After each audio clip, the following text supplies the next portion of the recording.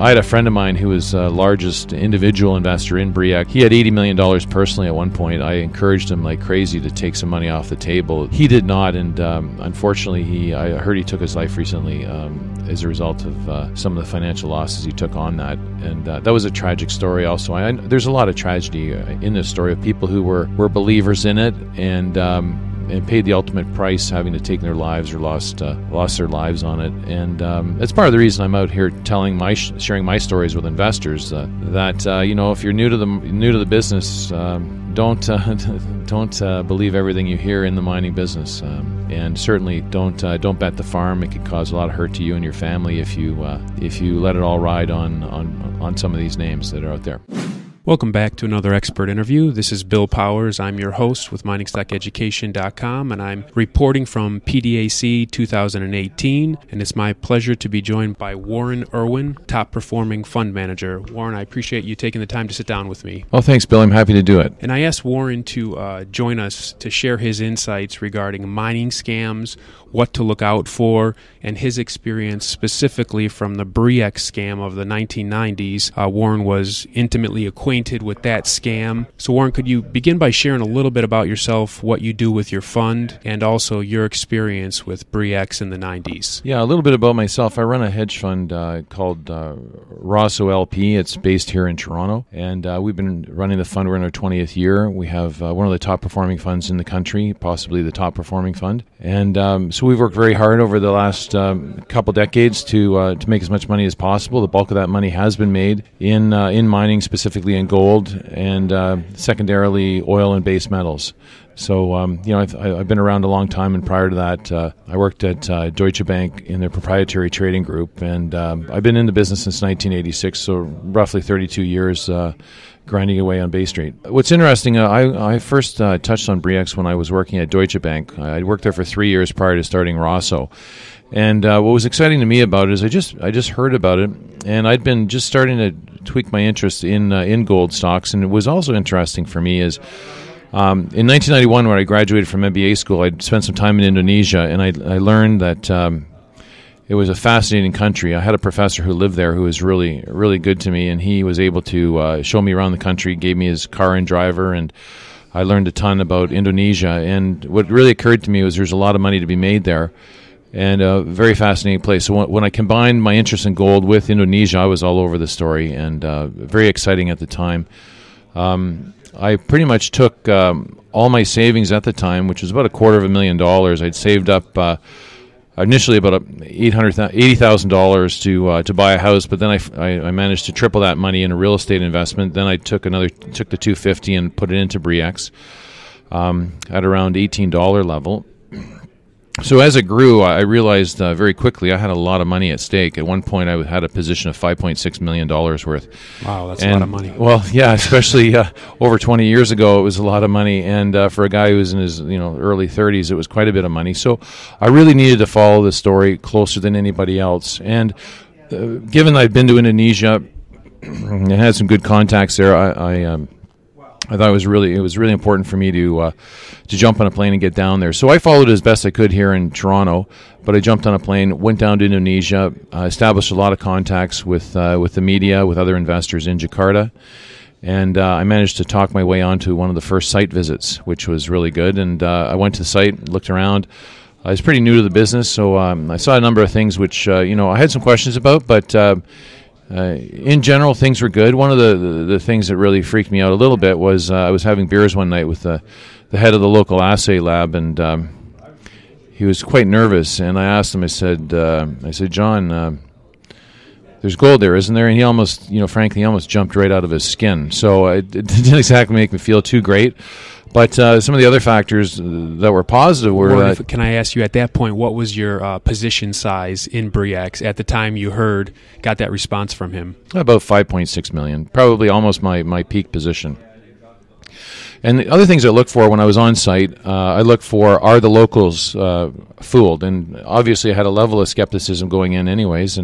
But the locals were building homes around the site, so they were obviously sinking their life savings into it, so they were believers. There were a number of people working the rigs, a bunch of Australian rig workers. They seemed to be fooled. And, upon my return to Canada, I found actually a former Bre-X geologist who worked in the fly camps there, and he was completely fooled. And so there were a lot of people, even intimately involved with Bre-X, really close to the source, that were completely fooled by what was going on there. And part of the reason for it was the gold was not visible gold. It was they were claiming it was just quite a bit of disseminated gold, so it wasn't visible in the core. And so upon my return, I thought the trip went reasonably well. Some of the questions I asked were pretty pointed. For instance, I remember asking Felderhoff when he was going to twin the holes, I guess giving an indication of the level of skepticism I had. And he said in the fall. So when I came back to Toronto and the fall came and went and there were no twinning of holes, it didn't make me feel super great. But the biggest turning point in my skepticism of the mining business is when I returned from my trip. By chance, I ran into this crusty old man in my elevator in my condo, and I was reading the front page of the Financial Post, and it was talking about Bre-X, and we just started chatting about Bre-X in the elevator ride down to the ground floor. And I'd mentioned I'd just been back from the site, and it turned out it was Dale Hendrick. He was former head of exploration for Kerr Addison Mines, a very seasoned and very skeptical mining guy who'd spent his career in the mining business. And he said, listen, I gotta get together. Let's sit down for lunch one day. So I agreed, and we sat down for lunch, and he told me his 20 reasons why Bre-X was a complete scam. And had you sold any of your shares at that point? No, not at all, no. And so he told me 20 reasons. But what was interesting for me is there were 20 logical counterpoints in all these points. Like, why didn't they keep half the core? Well, you needed a large sample size, so they kept the skeleton core instead. Why did they do this? Well, there was always a reason why Dale's point was wrong. But what occurred to me was that he really did have a lot of points, and but there were a lot of counterpoints. So it got me thinking a little bit more skeptical. So what I did is, with my contacts in Jakarta, I gave them the heads up. I said, listen, there's a guy here thinking this is a fraud. Can you guys just keep an eye out for me? And sure enough, fortunately for me, one of the best things that ever happened to me is I was building my Bre-X house, and my builder phoned me up and said, Warren, I need some money. So I sold about half my position. I took myself off. The small amount of margin I had, actually might not have been small. I had $1 million borrowed on margin. So had I rode it to the end, I would have been pretty bad shape financially. So I sold enough to pay my taxes, to get myself off margin, and to pay for the remainder of my house. And so that put me in good stead. But you had not concluded it was a fraud yet? No, not at all. No, that was total. That's totally luck, and it was really, really close to the top. It was something like $280 a share. And you bought at 18, you said? 18, yeah. And I put $250,000 in at 18. Then I used some leverage on the way up. So it was quite high octane, right? And those were heady days on Bay Street. Lots of people were making lots of money, and and part of the reason Bre-X scam was able to happen in the first place was there was a lot of money created, $4 to $5 billion with Voisey's Bay discovery just before this. So there was lots of money, speculative money, sloshing around Bay Street. Yeah. So, anyways, the next, I just kept asking all the questions, and I was reasonably skeptical, but I kept about half my position. And then my contact one day phones me up and said, Warren, in the middle of the night, phones me, Warren, I think you're right. They've just killed the Guzman. And I go, oh boy. And I just... Did you get that before the public knew? Yeah, absolutely. I got that in the middle of the night. So I'm ready to hit the bid first as soon as the stock opens. Well, sure enough, the stock was halted. It halted all day. And they said, Mike de Guzman died. He fell out of the helicopter, which, of course, that was her story.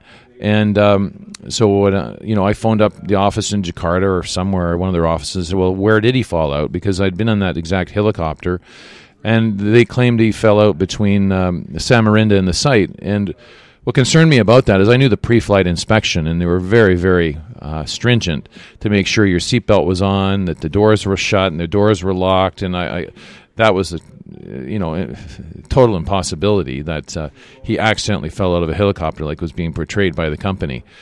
So I knew there was something up. So at that point, I just sold all my shares into the market as soon as it happened, and I went short it. Now immediately short. Yeah, immediately short. And then what's really funny is, a couple days later, I'm just going, man, oh man, am I crazy? What am I thinking? This is this multi-billion-dollar company, and I'm thinking it's a fraud. What kind of, you start getting the self-doubt again, right? And what do I know? And remember, I was 20 plus years ago, so my knowledge base wasn't what I have today, and we were at the stage where Freeport wanted it, Barrick wanted it, Placer Dome wanted it, Teck wanted it. All these major mining companies wanted to buy it, right? And they were all over all over the Indonesian government to become the most favored company to buy it. And here I am, little inexperienced analyst, calling it a fraud. And it's one of those things. And what was interesting is I put on a large put position for the bank I worked for, Deutsche Bank, and it was pretty funny because I bought a whole bunch of put options, and then I got cold feet, and I said, how could it be a fraud? So I just tried to unwind the position, but the traders were giving me lousy prices. So I said, no, screw you guys. I'll hold the position until they expire. And sure enough, we made a lot of money on those put options because we were able to. I think the stock was around 9 cents by the time we. Oh wow! From, you said 200 and. Well, yeah. What happened is it went to. I think the all-time high was around $280 a share, and then there was a 10 for 1 split, and then eventually went down to zero. So it was quite a ride, that's for sure. And but what's interesting here is you may have noticed that I wrote that one article recently about Mike de Guzman. Yes. In my opinion, absolutely 100%. Mike de Guzman is alive and well, living in the Philippines. Even today. Absolutely. I've had friends, not in the last 2 years, but I've had friends see him at restaurants in the Philippines, and I've had friends who have friends that have had meetings with him. And to this day, would you say in the mining investment community, how many still accept the official narrative regarding Guzman, and how many see it the way you see it now? I would think probably 90% think de Guzman's dead. I don't think my views are widely known. I think if people knew what I knew, as in have enough friends who have seen him or know people who know him, they'd share that view. And there are enough people in the mining community that go in and out of the Philippines, and they know de Guzman's around, so it's not a big deal. But he faked his death, in my opinion. Do you know anybody other than yourself that made money on the way up and the way down on Bre-X? No, generally, I don't know of anybody both ways. Generally, what happened is the people I know who made the money or on the way up were generally believers through and through, and they stuck it out, and many of them ended up with zeros. Some people, I had a friend who worked at Deutsche Bank with me. He was smart enough to sell out and he moved to a tax haven. Good for him. But I had a friend of mine who was the largest individual investor in Bre-X, and he had $80 million personally at one point. I encouraged him like crazy to take some money off the table for whatever reason. Like there was also risk the Indonesian government could expropriate the property. Lots of reasons to sell your stock or take something off the table. He did not, and unfortunately, I heard he took his life recently as a result of some of the financial losses he took on that. And that was a tragic story also. There's a lot of tragedy in this story of people who were believers in it and paid the ultimate price, having to take their lives or lost their lives on it. And that's part of the reason I'm out here sharing my stories with investors. That if you're new to the business, don't believe everything you hear in the mining business, and certainly don't bet the farm. It could cause a lot of hurt to you and your family if you let it all ride on some of these names that are out there. And the Bre-X scandal and fraud then provoked the regulatory bodies to come up with a more standardized and hopefully strict and honest system to reinstitute and reinstall faith in investors. So that kind of brings us to today, what mining investors should look for in terms of discerning scams or dishonesty in mining companies, how they're promoted, mining company management. And my first question in that regard would be, in what category of mining mining company, whether it's an exploration company, development company, or producer, do you most often see scams today, and why? And if you could share any examples, please. Yeah, the place we see most of them is in the exploration side, right? That's oftentimes where the most the novice speculators start playing. They're the ones that are the most overhyped.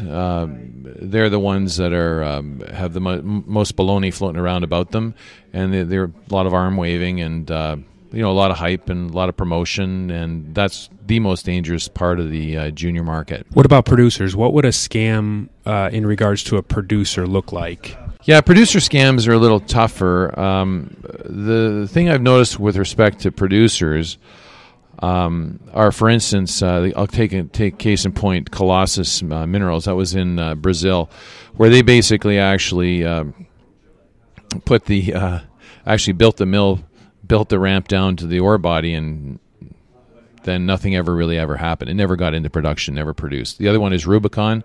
Again, they built the mill. They never got into production. Those are the biggest scams, where basically, management has BS the market enough that they actually suckered them into giving them money to build the mill and build the ramp and build the shafts. But there's really no ore body there. There's a lot of examples of that where mines actually never get into production.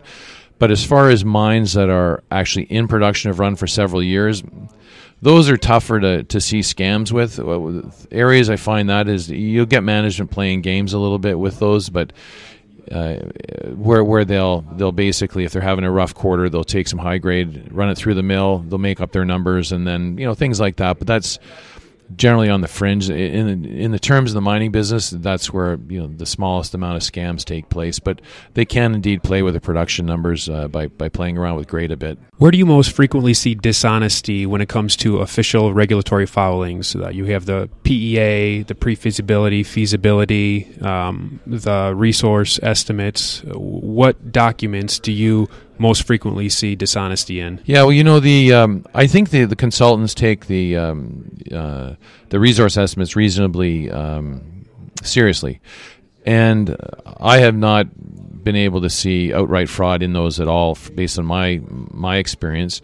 I've run parallel resource estimates myself using our own techniques, and I've generally found that when we've done that, they've come reasonably close to what the estimates are out there. Oftentimes, the consultants will actually be a little bit conservative on it, and but I don't see that's really where the issue is. And when you get into pre-feas and feasibility, the level of rigor that goes into those is considerably higher than the PEA.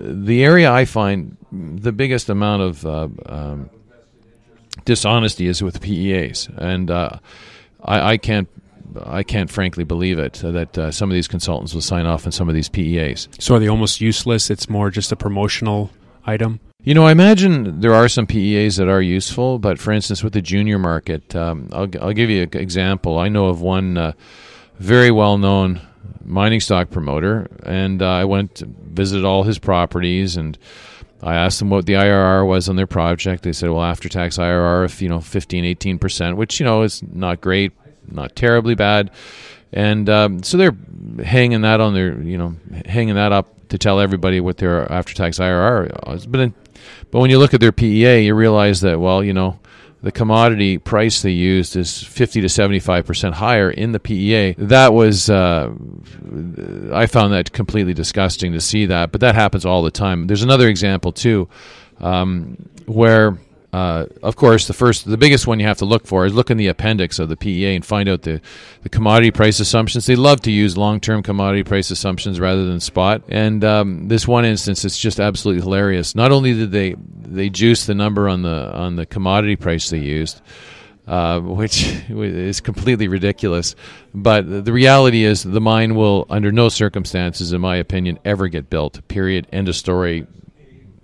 So instead of the PEA basically saying, where any competent consultant would basically say, come on kids, this mine will never get built due to environmental challenges and a host of other issues which are pretty obvious, and I don't want to get into the specifics of it because it would actually tip my hand as to what the company is. Because it's out there today trading with a big market cap, and everybody thinks it's going to be a mine someday, and it'll never be a mine someday, and it's absolutely ridiculous that the PEA is out there and leading novice investors to actually think this mine actually might get built someday, and it won't get built someday. And that's where I find the PEA is the really the weakest part of the whole process put in place following Bre-X. So there's the least accountability with that document. Oh yeah, absolutely. Like if you look at some of them and you look at the capex numbers to build mills or whatever,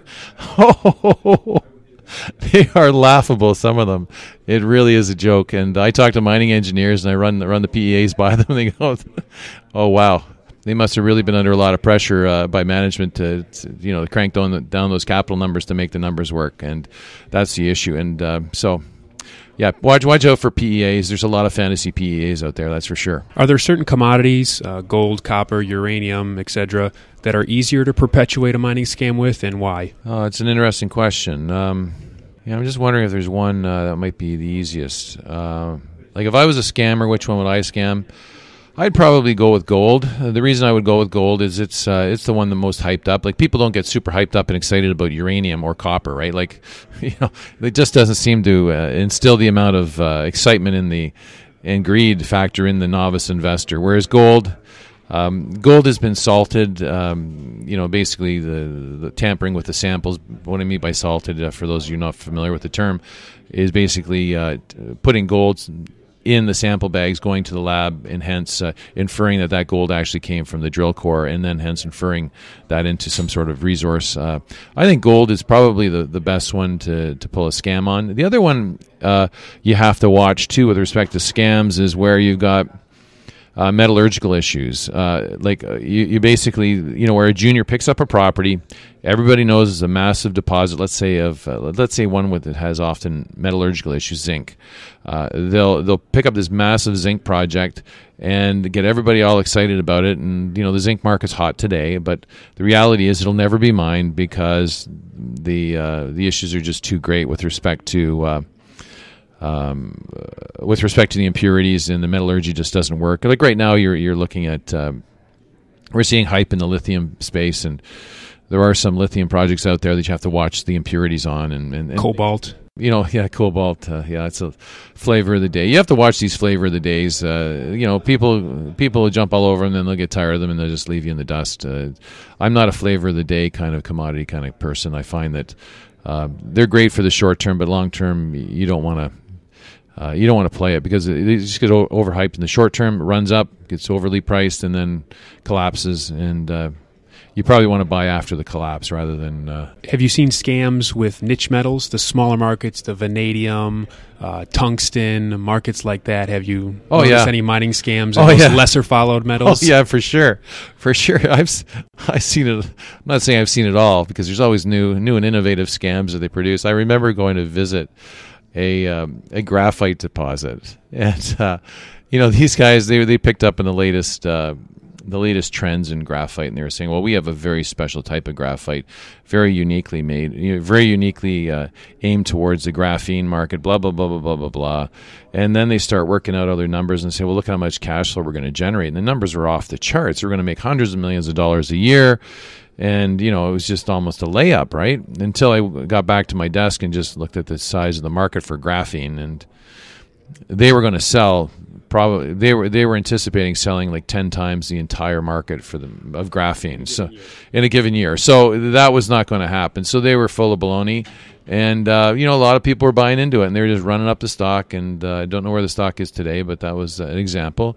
The other ones, the niche metals, are probably the most dangerous to play in, and I generally stay away from those. The reason the niche metals are bad is because you often need an industrial buyer to buy that specific type. A lot of these industrial metals do not trade on exchanges, so you don't know the price of it. Some of these industrial metals you cannot get the pure form of the metal, so you have to actually have a buyer for the specific type of metal with the specific impurities you have in yours, and then it takes, probably takes, in some instances, it could take 2 to 3 years for an industrial user to take your product, try it out in their system, make sure it doesn't screw up their process, and then start buying from you. So that's That's the problem with all these industrial metals, is that you need a commercial buyer, and that commercial buyer needs to feel comfortable with your product. And it takes years to develop that relationship. So I generally try and stay away from that. When it comes to today, what type of mining scam do you think works most effectively compared to a scam that might have worked 20 years ago? Yeah, the type that will work today is the one that'll work within the regulatory framework. So they basically, that's it. They'll lie and they'll cheat and they'll steal within the bounds of regulation, and so but occasionally you do get a geologist going off going off a bit and just actually changing numbers on a spreadsheet and stuff like that. That happened with Southwestern Gold in their Chinese deposit, where basically they had a guy just fudging their numbers, their assay numbers. That's becoming rarer and rarer. Where they try and fudge it and where they try and scam people is they'll buy a project that everybody knows will never be in production. Just recycle They it. recycle it, overhype it, and it's been there 1,000 times before, and they'll just overhype it, run it up, get off their stock, and then, well, what do you know? There's a metallurgical problem. But people for the last 50 years knew there was a metallurgical problem with that project, or there's a problem with a host of other issues. That can be the problem. And can you speak to any mining scams you see currently going on right now? Well, it's interesting. I guess the question is define mining scam. Could you define it and then speak to it? Yeah, that's the question. Do I think it's a scam if management knows it'll never be put into production, yet they're going through the whole PEA process. They're telling everybody it's going to be put into production. They're raising money. They're going through the actions. Yeah, that's happening all the time here, and that obviously happened with Colossus and Rubicon. Those are two, and historically, that I could talk about that happened to. But I can assure you, they exist today, and there are investors today who put their hard-earned money into these stupid stocks. And these stocks are going in the long term absolutely nowhere. Near term, they think they're winners. It could be up 20% tomorrow. Who cares? But at the end of the day, they'll never be mines. They're big fat zeros. They're just cash pigs. They're just using up cash like crazy. Management's yanking as much money out of it as they can. There's lifestyle companies, and that's what you really have to watch for is that type of company. With your knowledge, experience, and analytical ability, when you discern what you just described and you know it's a scam, would you buy its shares knowing that you could probably still profit off of trading those shares of that particular company? Yeah, for me, I just don't do it because life's too short, and I kind of like buying a stock and holding it for multiple years, so that doesn't suit my trading style. I know a lot of people that do that. In fact, Dale Hendrick, the guy who alerted me to Bre-X, one of the questions I asked him was, I said, "Hey Dale, are you short Bre-X?" He goes, No, I'm long it. I said, "Why are you long it if you think it's a scam?" He goes, "It's going way higher, that's why." So he was a very pragmatic guy. Unfortunately, he passed away very recently here, but that's definitely one approach. And I imagine there's a number of people in the mining business and in the investment business that know stocks are scams, but they know that. But generally, scams have a really good promotion behind them, and they like to ramp them up. And which brings me to the point too. There's been recently a number of these fake takeover bids too, which are hilarious. Because one thing when you're doing with a scam is you've got to get out off your paper. You have to get off a lot of paper, right? So the best way to do that is to create a fake takeover bid from some buyer nobody's ever heard of before with a big bid, and then you're able to blow your paper into the risk arbitrage guys, and so that's been going on probably about 3 or 4 times in the last few years, and that's a good way for a lot of people that are behind a scam to get off the paper. And then of course that buyer, you'll find out the buyer didn't have the money or didn't exist, or often they're from a foreign country with dubious sources of funds, and you spend 2 seconds thinking about it, and 2 seconds looking into it, you'll find out that. So the average retail investor, just using the internet, should be able to discern something like that. Oh, you need a a couple ounces of common sense too, right? They always try and make it as legitimate as they possibly can. Back in the tech days in the early 2000s, they were also doing deals like that. I remember once there's a company called Wyland. It still exists today in a different format, but Wyland announced a $1 billion+ contract, and with this firm out of Texas. Well, fortunately, I knew some former CIA agents in Texas. I phoned them up. I said, "Can you just do a little bit of background check on these guys?" Sure enough, they went by their offices, and they were paying $800 a month for rental in this little industrial complex. So they had no means whatsoever to buy $1.3 billion worth of their products. It was never going to happen, but the stock ran on that. And that type of nonsense goes on today also in the mining business too. A friend of mine asked me to ask you this question. What are your thoughts towards Pretium Resources and Novo Resources? Yeah, well, Pretium, I took a look at Pretium in the early days. And, when Strathcona walked from the property and basically said,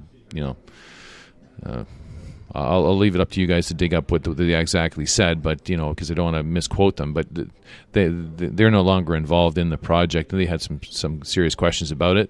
I looked into it myself to try and determine whether I could have a view on it or not. I met with Snowden at an investors seminar where that Pretium put on, tried to clear up all the issues that were raised by Strathcona.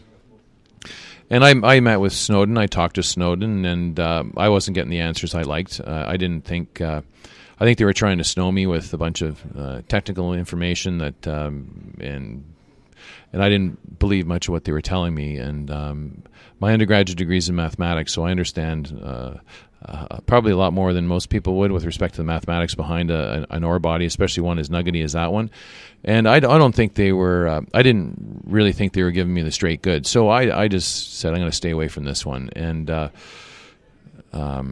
because there will be, I got a sense that it would probably be a mine someday, but I think the variability of grade would be way, way higher than they're trying to promote it to be. And when you're dealing with nuggety gold, the reality is nobody knows what's there. It's tough to drill ahead and have drill reconciliation between what you actually mine and what the drill holes tell you have there. It's very, very difficult to do. And the worst thing you could fall into is trying to extrapolate what you found in a small area over larger areas. And that's the issue with Pretium. In fact, that's the issue with Novo also. That's the issue with Novo also, yeah. So again, Novo... super hype stock. I was down there at down there in Colorado when they did the infamous video. They chipped up all the little nuggets and all that sort of stuff, which was just. And then of course they had it perfectly timed where they did the video and then they had a big buyer just jump into the market right after that to ramp the stock up. So I don't really like that kind of nonsense. I've had some experience with Quentin Hedding, who runs that company. It wasn't a good one back in Wyoming, probably in last cycle. So I wasn't a super huge fan of Quentin. But I was open-minded. I went down to Novo and checked out the property, and again, it was clearly an issue of you just can't take samples from a small area and interpolate. It's going to go over these vast, massive square miles. It's not to say it doesn't go over these massive square miles, but in order to prove that so that people actually will believe you have it, it's going to take a lot of drilling. So it'll be a multiple-year project for them, and there will be a ton of hiccups along the way. So did I think it was worth like $1.6 billion or whatever it got to? Absolutely not. I came back, and there's no way I was going to buy that stock at all. Do you have a buy target now with where they're at? No, I have zero interest in Novo, frankly. I don't think it's a stock I'd ever invest in. And same with Pretium. It's not. I don't want to be trying to second guess what Mother Nature has left Pretium under the ground there. It's difficult to do it with it. It's difficult to know what you really have. It's just people just have to realize it. But unfortunately, I think people are trying to think that it's more predictable than it really is. It's really not predictable. And Novo. I don't think you'll ever know what you have at Novo until you start mining it, and who knows what you've got and whether it's economic or not. And I don't know, and I'll just let them prove it out over the next number of years and see what they can come up with. But those are really the problem you've got is those are both examples of nuggety gold prospects, those are really, really tricky, especially for the novice investor to get involved in. It's tough enough for me. I find those to be too risky for me. So for the novice investor to go in there and somehow think they know what lies under many hundreds of square miles of sand in northern Australia, well, they're braver than I am to make those prognostications. Warren, you've traveled the world looking at different mining projects, so you have firsthand, not just book knowledge regarding the various jurisdictions throughout the world. Are there any mining jurisdictions where you see a high potential reward, yet there might be substantial risk, but you're still willing to take a bet on that jurisdiction? Oh, wow. That's an interesting question. There's... Well, why don't I just speak in generalities about mining jurisdictions? Generally, this is how it works, and you're seeing it play out around the world. A number of places around the world are in different stages of this process. The process is, let's start it with a mining company makes a discovery. Then the government wants a huge chunk of it, creates a terrible environment. Let's be more specific. Let's talk about Ecuador. We went into Ecuador, kind of the mid-'90s, I guess, with Aurelian, and I was about a 5%, 6% shareholder in Aurelian. We went and we found Fruta del Norte, which is one of the world's biggest gold discoveries at the time. It was found by a guy named Steve Leary, and he was grinding away in the jungle with, and they came up with this massive gold discovery. Well, as soon as we found it, the government's all over us for a whole host of reasons. And fortunately, we were able to sell it to a major mining company because we knew that we'd have no clout to battle the government if they wanted more of it. And sure enough, the government didn't stop, and they just made the conditions almost impossible for Kinross to move forward with it. And then the project sat dormant for like 10 years, and then the government realized, well, maybe we're a little heavy-handed with some of these, some of the taxation issues, some of the things we're trying to get out of the mining company. So now they're back in the old, being a little bit more reasonable about it, and Lucas Lundin has stepped up with Lundin Gold, bought the project from Kinross, and they're in the process of putting that into production. So, and Ecuador is an advertiser here at PDAC. I've seen their sign. Yeah. Well, I'm invested in Ecuador again. But what happens when you have to watch is these countries go through these cycles where they have no mining, so they want mining. They create a good, positive environment for mining. The companies come in, they actually find something, and then the government gets greedy, and then they crank up the tax rates, making it unattractive for mining. Then mining all leaves the country. And it's just a cycle, and it happens. You're looking at Congo right now, where and there have been a number of big copper discoveries made recently, especially Robert Friedland with his Ivanhoe. Yeah, with Ivanhoe, I believe it's Kukula, and it's right next to his previous Kamoa discovery. But he's found a lot of copper there. Well, there's rumblings. Of course, they want more of it, right? And the same thing happened not that many years ago with Zambia, and so it happens. They want to encourage mining. Mining comes in, and then they just start,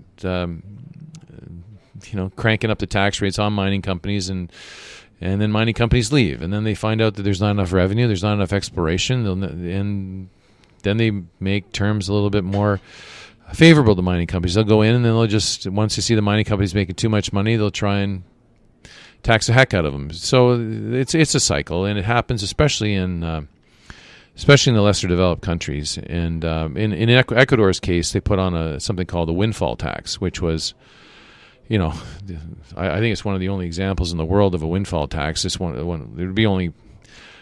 one I know of. I imagine there's one or two other examples, but a windfall tax is not something you put on mining companies, expect them to want to spend money in your country. So Ecuador is wisely talking about removing that. They may have already done so, but I believe they're heading in the direction to remove the windfall tax and just make things like, it's not rocket science here. The world has mining in a lot of developed countries like Chile and Canada and U.S.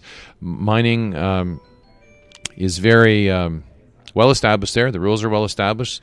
They don't change, and that's the best thing for mining companies, because when you take a look, you need to basically take about 8 years to develop a mine, and during that time, you don't want to be changing your fiscal regime. What's interesting too is how even lovely Ontario, here in Canada, when De Beers finished building the Victor mine, just going into production, the Ontario government thought it'd be a great idea to crank up the tax rates on them. So it's not just the third world that does this. No, but I forget what happened to them. I'm sure they backtracked a little bit, but the most important thing if I was to give any advice to a country that wanted to attract good, solid, long-term mining investment, is just have a level of stability with respect to your mining laws and the way you treat mining companies. Mining companies have to make long-term investments in these countries, and they put a lot of capital to work. It takes them forever to get the capital back. It's not a hugely lucrative business, in my opinion.